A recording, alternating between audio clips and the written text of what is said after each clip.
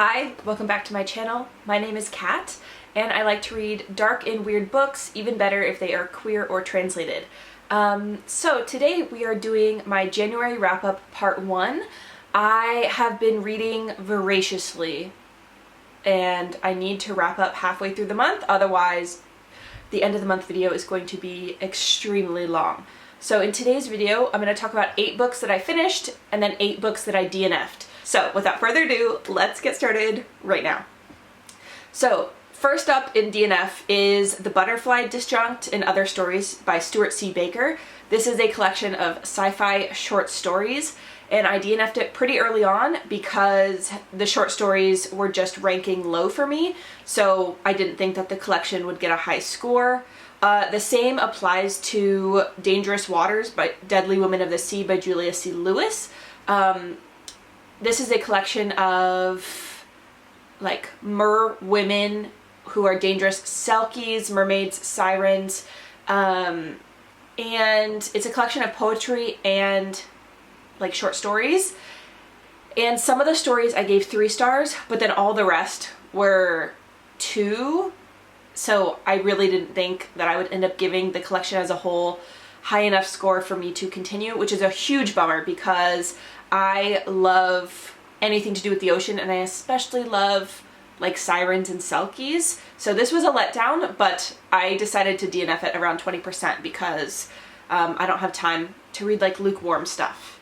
Next is The Kaiju Preservation Society by John Scalzi. So this one actually, I like his writing style. I think he is very funny, but I wasn't really connected to any of the characters. I was just more along like as an observer of the world. It's like an alternate world where giant pandas exist and they have to preserve the kaijus. Like big monsters exist.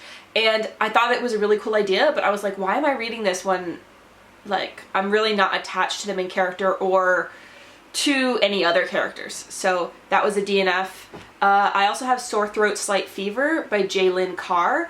This was billed as a like dark modern vampire story, and you would think so. Like, look at this gorgeous cover. It is giving dark, right?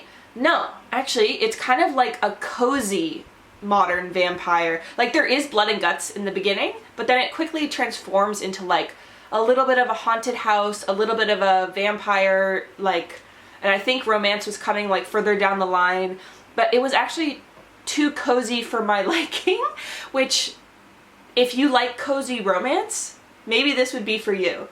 Cozy romance is not my thing. So next I want to talk about Pine by Francine Toon, and I think I already put that book in my donate box.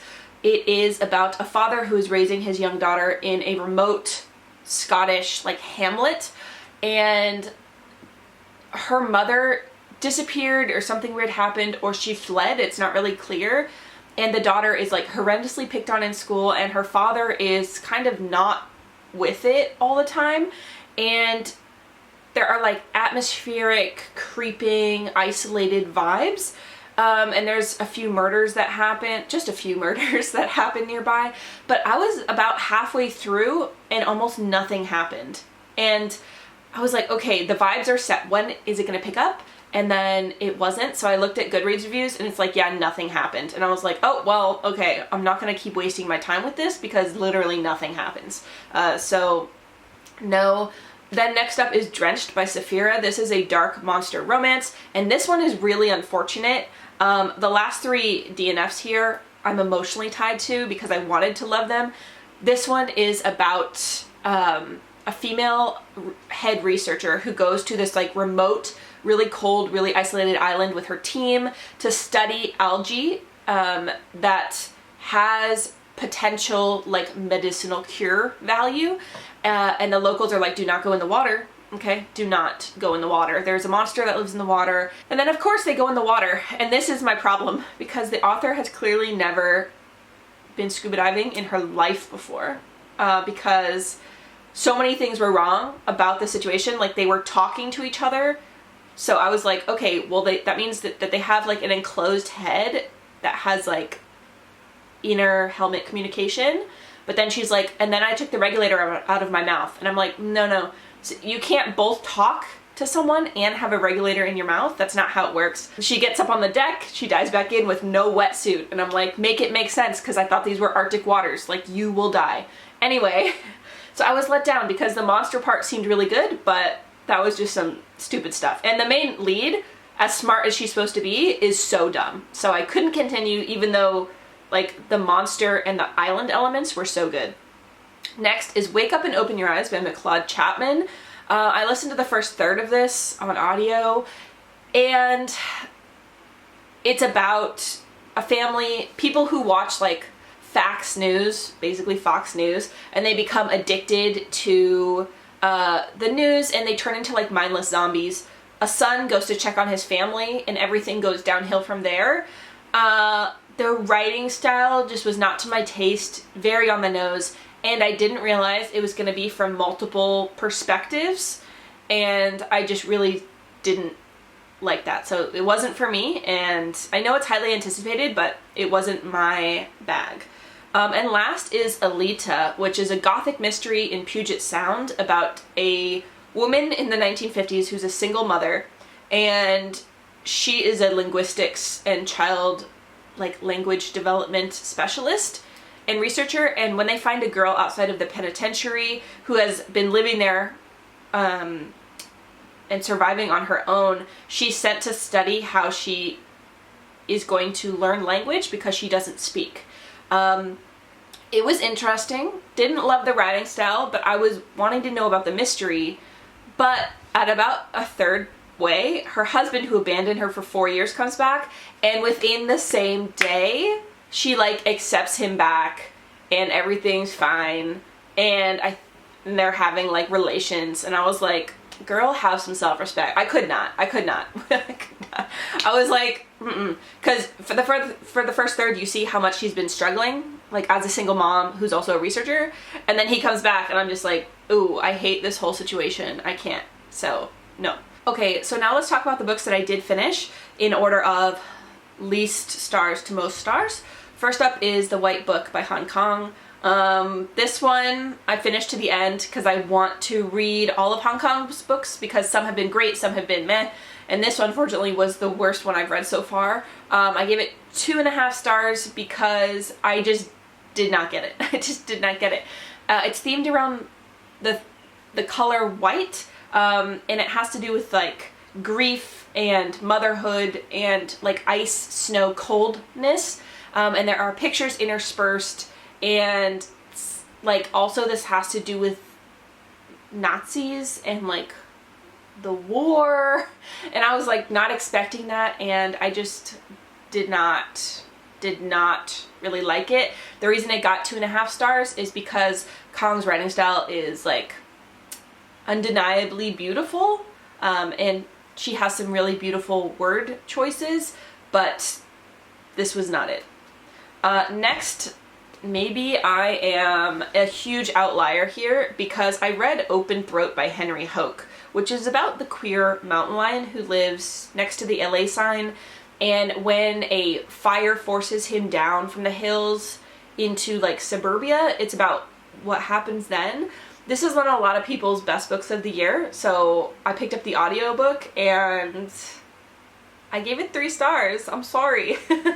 I just thought it was okay. I didn't really connect with it that much. I wasn't super into what happened to him. A lot of people cried openly at the ending, and it wasn't me. So I was wondering I think I'm the outlier, but if that sounds interesting to you, go for it, because a lot of people really, really loved it. I just wasn't one of them. Okay, we're gonna talk about a romance next. This is Burned and Bound by A. Winchester. This is a second chance childhood romance, and normally I don't read those. The reason that I did is because it has super high ratings on Goodreads. It has a 4.56 out of 5, and I really should have listened, because at the beginning this says this is not a romance, this is a reclamation of your life story. This should technically be literary fiction, I think, rather than romance, and for that reason I gave it 3.5 stars because I was looking for a romance, I didn't really want to read this kind of book, if that makes sense. So we're following two men, and one is the owner of a ranch, and he has cattle, and he has never recovered from like the love of his life, his childhood best friend, just leaving one night after they had their first kiss. And then we switch to the other perspective, which is the one who left, and he had really good reasons to leave, but in the time away, his life has completely plummeted, like, to rock bottom. So when his father dies, and it says you must work on the farm for 1 year in order to sell your half of the farm, he is forced to be on the farm with his childhood best friend for a year. And at the beginning, they have a lot of tension because there's a lot of misunderstandings about what happened in the past. But then after that, when things are revealed, the tension is completely gone, and it becomes a story about the man who went away's healing journey. And we're talking like alcohol addiction, PTSD, severe sexual abuse trauma. And it became completely about that. And that wasn't really just what I wanted to read. I did read to the end, but it wasn't what I was looking for, so I gave it 3.5 stars. I also next read Boy Parts by Eliza Clark. So I ended up settling on 3.5 stars because I can't tell if I love or hate this book. You are following an insufferably, she's so insufferable, like, main character who is a dark fine art photography student and then professional. And she has main character syndrome like you wouldn't believe. She is the center of her own universe, and one of the things that she loves more than anything, actually it's the only thing she likes, because she has a complete disregard for other people, and like she's not really attached to anything other than filming men in dark and increasingly violent ways. So I think people who really like this are people who are maybe in the art scene, specifically like photography, and people who like an unlikable main character, and who like unhinged women and female rage, I guess. And I do like those things, but there's something about this that the dark aspects were up my alley, but the insufferable, like, back flashes and being in her head and her just insufferable, like, ennui and disregard for everyone, it made me hate to be in her head. So this was like a real back and forth for me, and in the end I gave it 3.5 stars. So I know that's such like a lukewarm score, but it's truly because I loved some things and I hated some things. So yeah, that's that. Now we are into the books that I would say I really recommend, and one here is super bizarre, and it's called Cucumbers and Comforters by Nikki Noir. This is a shorty, it's only 77 pages, and this deals with a kappa who is a water spirit who is obsessed with cucumbers and also murdering people and ripping their buttholes apart to get the like spirit bead inside their body. And when I say that the amount of butt stuff in this is insane, but not in a sexy any kind of way, like gruesome butt stuff.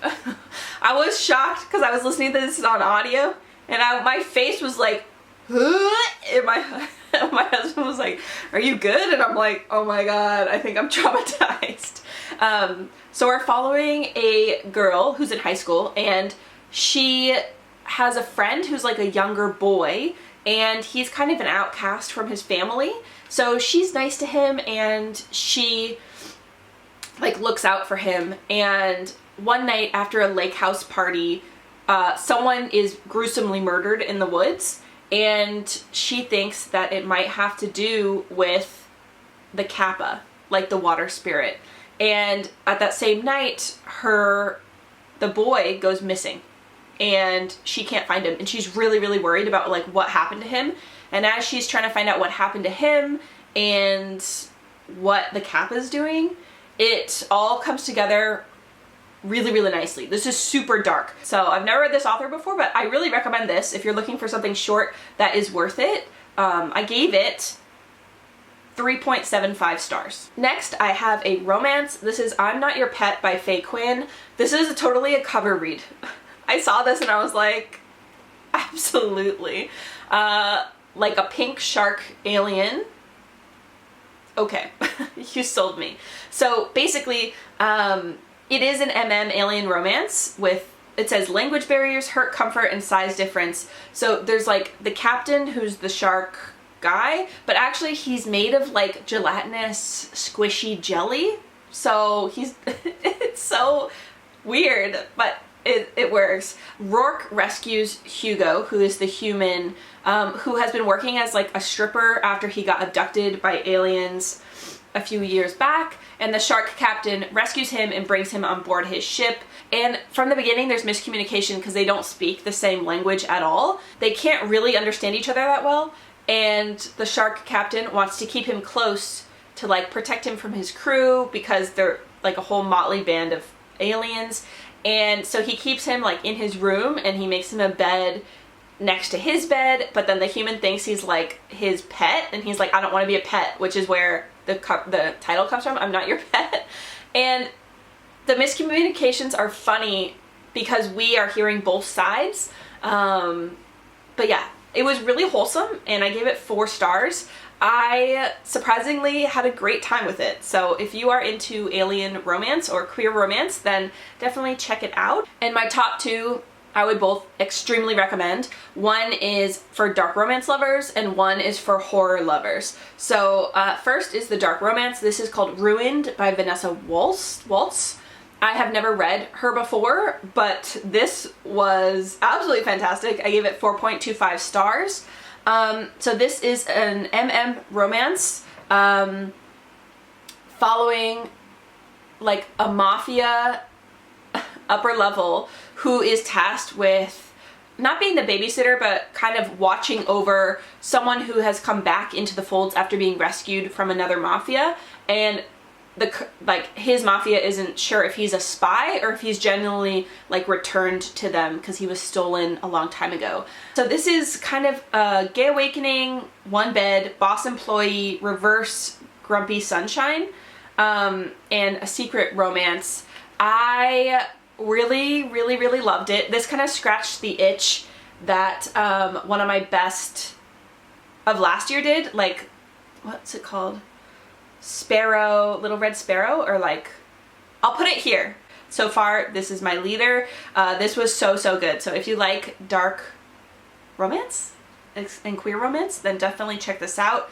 And without further ado, we're gonna talk about a book that I think is gonna be at the top of my list all year. This is Bat Eater by Kylie Lee Baker, and it is coming out April 29th. So yeah, this is an arc that I got early, and I want to talk about it all day long. I'm going to do a dedicated review of this book either this month or next month because I loved it so much. And I think from now on, any book that gets 4.5 stars or higher, I'm going to do a dedicated solo review because they deserve it. So this is about Cora. And also, first off, pause. Let's talk about the cover. So my arc that I got is this cover, which makes sense because the main character is a crime scene cleaner and there's a lot of gore. Actually, there should be more gore on this cover. But I've also seen the one with the bat, which there are a lot of bats. But I think this is too beautiful. It needs to be more viscerally gross. And then I've seen the one with the woman's face, which I think is also really beautiful and really stunning. Cora is a crime scene cleaner. And when I say crime scene cleaner, I mean, we don't just hear about it, we are there. Like, there are blood and guts on the wall. People are drowned, there's scum in the bath, hair in the drain.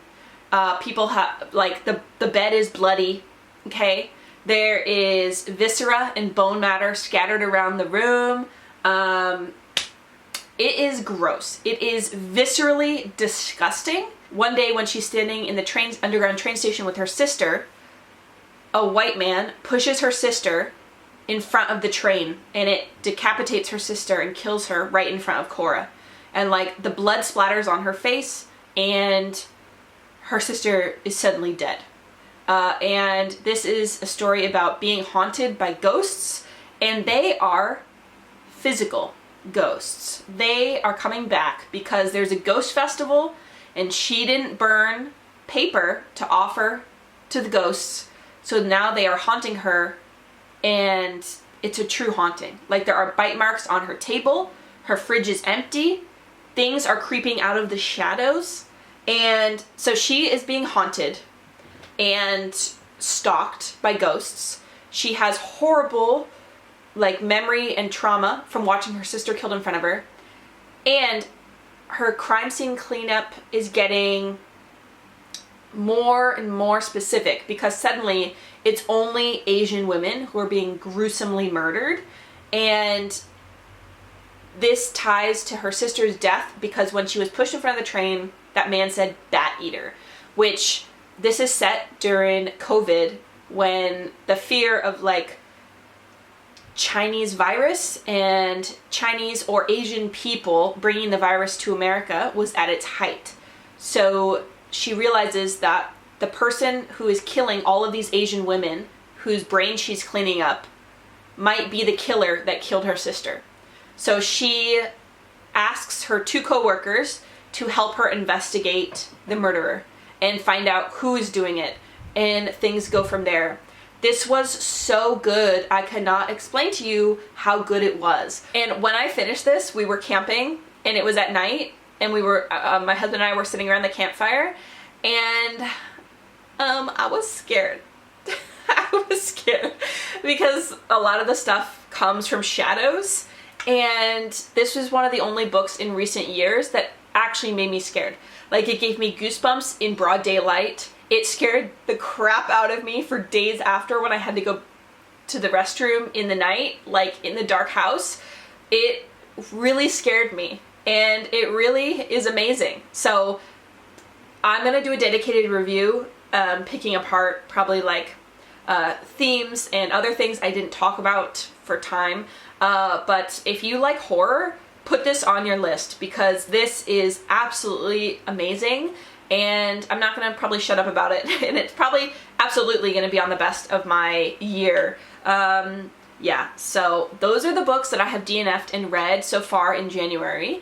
The reason there's so many is because I stopped reading December 20th, and I film my best of the year videos December 20th before the holidays. So these books I read like December 20th to now, so it's actually been about a month of reading, but I will definitely wrap up the other books that I'm reading at the end of the month as well. I'm reading some absolute bangers right now, so I'm very, very excited. Yeah, let me know what you're reading and if you're gonna pick up any of these books yourself, and I will see you in another video soon. Lots of love. Bye!